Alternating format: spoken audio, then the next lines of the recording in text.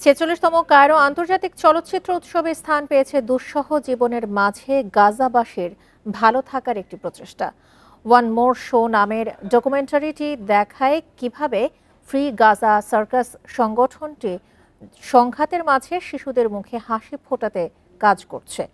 মিশর ফিলিস্তিন যৌথ প্রযোজনার এই ফিল্মটি উৎসবের অডিয়েন্স অ্যাওয়ার্ডের জন্য মনোনীত হয়েছে।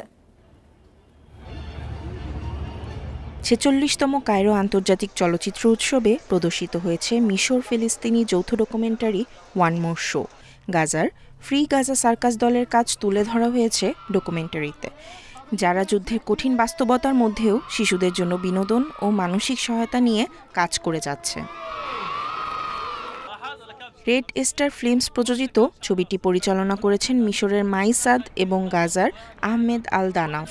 সাদ জানান, দূর থেকে হলেও আল দানাফের সঙ্গে সমন্বয় করে তিনি কায়রোতেই পুরো কাজ শেষ করেন।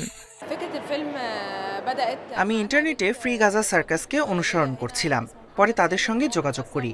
তারা আমাদের সাথে ডকুমেন্টারিটি তৈরি করতে রাজি হয়। প্রতিদিন তাদের কাছ থেকে আমি অধ্যাবসায়, ধৈর্য এবং জীবনকে গুরুত্ব দেওয়া শিখেছি। আমি খুবই কৃতজ্ঞ।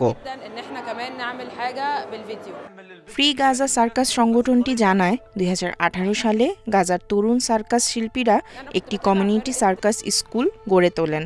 তাদের লক্ষ্য শিশুদের আত্মবিশ্বাস, সৃজনশীলতা ও সামাজিক দক্ষতা নির্মাণে মঞ্চশিল্প ব্যবহার করা।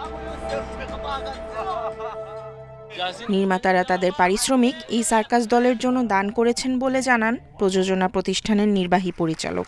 ভবিষ্যতে এই শো দিয়ে হওয়া যে কোনো আয় দিয়ে সার্কাস স্কুলটি পুনর্গঠন করা হবে।